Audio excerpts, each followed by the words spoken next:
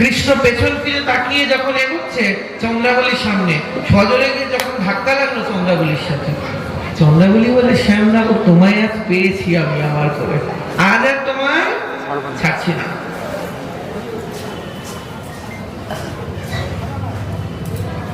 ধূপটাকে তুলে দিল,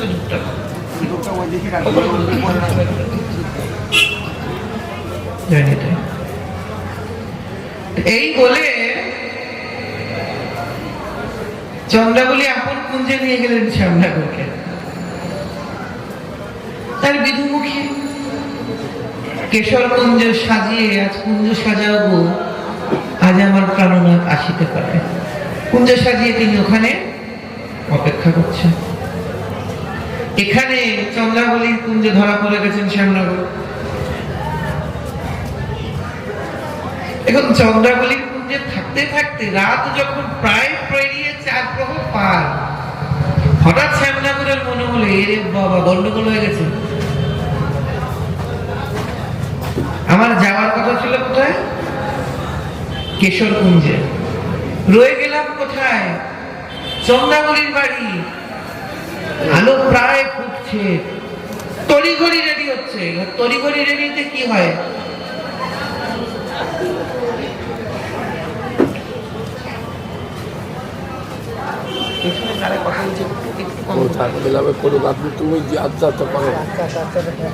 ওদের ঠকান যাবে না, ওদের বললে অসুবিধা আছে। তাই কি করছে? বাড়িঘর ওরা কথা বলবে না, ওদের বাড়িঘর। যখন ওই নাগর তার তড়িঘড়ি করছে, নাগর কিছু কিছু করে ফেললেন ভুল। অন্ধকারে তো, আর আয়নাও দেখেনি নিজেকে দেখতে কেমন লাগছে। নাগর তড়িঘড়ি গিয়ে যতক্ষণে দাঁড়ালেন কেশর কুঞ্জের দুয়ারে, প্রায় ভোর, আলো প্রায় ফুটে গেছে, সূর্যের লাল আলো ছটা দেখা যাচ্ছে। সখীরা বলছে, এবার চল, ভোর হয়েছে, গিয়ে কুঞ্জের দ্বার উন্মোচন করি, রাধারানীকে ঘরে ফেরাতে হবে।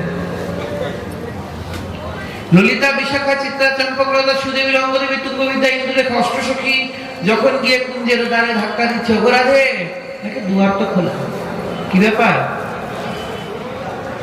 ভেতরে গিয়ে দেখলেন যে নাগর তো আসেনি। বিধুমুখী মান করে মুখ ঘুরিয়ে বসে আছে, নয়নে দুনয়ন ধারা জ্বলছে। ওরাই নাগর ঠকা দিয়েছে না, ইত্যাদি বলে করে ললিতা বিশাখা যখন কুঞ্জের বাইরে দুপায়ে গিয়েছে, দেখে নাগর আসছে। দেখে নিল তার সর্বাঙ্গের অবস্থা, বললো, কিছু বলিস না, যেতে দে, জায়গা মতন যাক, তারপর কথা। শ্যামনগর যতক্ষণে রাধারানীর কাছে এলেন, রাধারানী প্রথমে ভাবলো কথা বলবো, আবার উপর দিকে তাকিয়ে দেখছেন আর চোখে যে লাল আলোটা এবার সাদা হওয়া, ফর্সা হওয়া শুরু হয়েছে, অর্থাৎ প্রায় 5:30টার কাছাকাছি বাজে।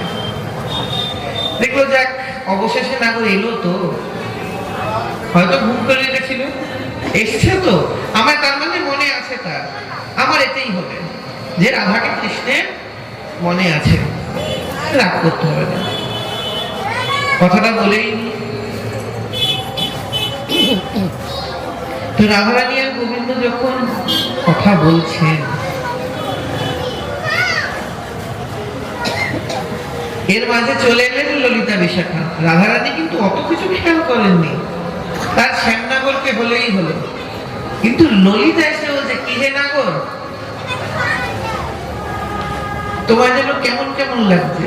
ভগবান ভাবছে, তাই এরা কি কিছু জানে নাকি? বলছে, কেন গো, চোরের মন পুলিশ পুলিশ। এখন গোবিন্দ বলছে, কেন গো? বলছে, আমরা তো জানতাম তুমি পীত বসন ধারণ করো, অর্থাৎ হলুদ রঙের ধুতি পরো, তুমি নীলের মধ্যে আবার ডিজাইন করা এই ধুতি কবে থেকে পরলে? ভগবান তাকিয়ে তাকিয়ে, এর কাজ গন্ডগোলের তো আমি চন্দ্রাবলী শাড়ি পরে চলে এসেছি। হায় রে ভগবান, এটাও দেখলাম না। স্বাভাবিক, কারণ পুরুষ মানুষ যদি ধুতি পরে মহিলার কাপড় পরে কেমন গন্ডগোল হয়ে, তাও আবার ধরা পড়বি তো পরে একদম জায়গা মতন হাইকোর্টের জজের সামনে, মানে টুপি দেওয়ার আর জায়গা নেই।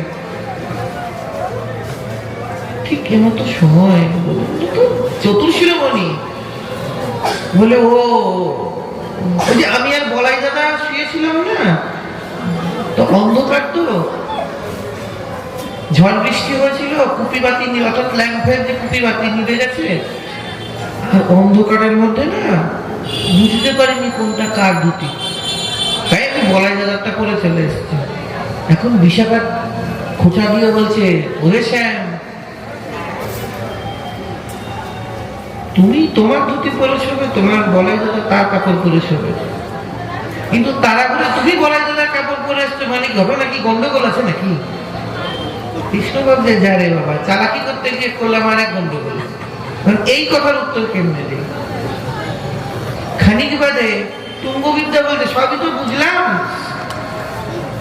তোমার কপালে সিন্দুর কেন? হাত দিয়ে দেখি, আরে বাবা, এই সিন্দুরে লেগে এসছে ওই কপাল দিয়ে এই কপালে, মানে চোর এত প্রমাণ সঙ্গে নিয়ে এসেছে। সিন্দুর কেন গো? পুরুষ মানুষ সিন্দুর করে নাকি? তাই কৃষ্ণ ভগবান খানিকক্ষণ চিন্তা ভাবনা করে দেখলেন, বুধবার ছিল গতকাল, আজকে বৃহস্পতিবারের সকাল। হঠাৎ বুদ্ধি পাঠিয়ে বললেন, দেখো আমাদের বাড়ির নিয়ম আছে। বলে, কি নিয়ম? বৃহস্পতিবার যদি বাড়ির থেকে কেউ বেরোয়, লক্ষ্মী পুরী প্রণাম করতে হয়। অর্থাৎ যে বিড়িতে লক্ষ্মী পুজো হয় ওই পুরী প্রণাম করে বাড়ির থেকে বেরোয়, তার লক্ষ্মী পুরীতে সিন্দুর দেয় না, ওই সিন্দুর আমার কপালে। আচ্ছা, গেল বাঁচা। এইবার রাধারানী তাকিয়েছেন সর্বাঙ্গে, এত গন্ডগোল দেখি তো একটু ভালো করে। তার আপাদমস্তক দেখে এইবার রাধারানী বলছেন, তোমার গায়ের রং তো এমনিতেই কালো, যদি 100টা অমাবস্যার রাত্রি এক জায়গায় হয়, তাতে যত কালো হবে, তুমি কৃষ্ণ তত কালো, চিকন কালা, তাতে নেই আমার জ্বালা, আমি তোমাকে তাতেই খুশি। কিন্তু আমার একটা কথা বলো, ওই কালোর মধ্যেও তোমার চোখের কাজলটা যে ডেবড়ে গেছে তোমার চোখে মুখে, আমি সেটা দেখতে পাচ্ছি। বলে, এইটা কি করে হলো? এখন কৃষ্ণ গাল থেকে টেনে দিয়ে দেখছে, আরে ভাই, আমি তো কালা কালা, কাজল তো তার থেকেও কালা। এই যে এত গন্ডগোল করে এসছি, তো হুঁশ নাই। সখীরা বলছে, শোনো শ্যাম, আগেও তোমায় দেখেছি, আজও তোমায় দেখছি, তোমার চোখগুলো ঢুলু ঢুলু কেন? সারা রাত ঘুমাওনি নাকি? নাকি যেখানে গেছিলে সেখানে তোমায় ঘুমাতে দেয়নি? আগে সত্যি কথা বলো। আচ্ছা, পান খেয়েছো ঠিকই, পান তোমায় রাধারানী প্রত্যেক দিন সেবা দেয়, কিন্তু এরকম গাল বেয়ে পান পিক করে দাগ হয়েছে, এটা তোমার কোনোদিন ছিল না।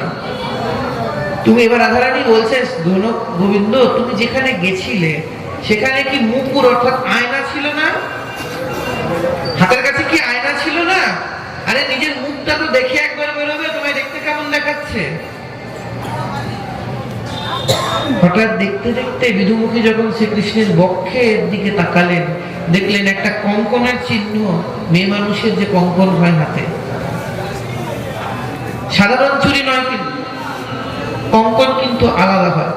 কঙ্কনের মুখটা হয় কাটা কাটা এবং তার উপরে বল বসানো থাকে। সে একটা কঙ্কনের, অর্ধ কঙ্কনের চিহ্ন তার বুকের মধ্যে স্পষ্ট হয়ে দাগ হয়ে বসে আছে। রাধারানী বলছে, শোনো শ্যাম, আমি তোমায় কিছু বলবো না। ভালোবাসাটা কতটা গভীর এবং কতটা নিখাদ। তুমি যেখানে গেছিলে সেখানে গিয়ে যদি তুমি সুখ পাও, আমি রাধা, আমি তোমার সুখে সুখী। আমার থেকে যদি তোমায় বেশি কেউ সুখ দিতে পারে, তুমি তার কাছে যাও, আমার কোনো আপত্তি নেই, আমি তাতেই সুখী। কিন্তু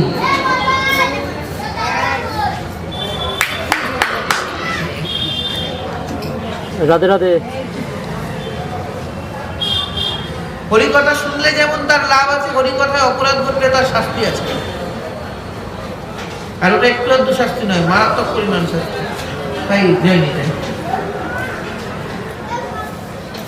Nityananda Official at page.youtube.com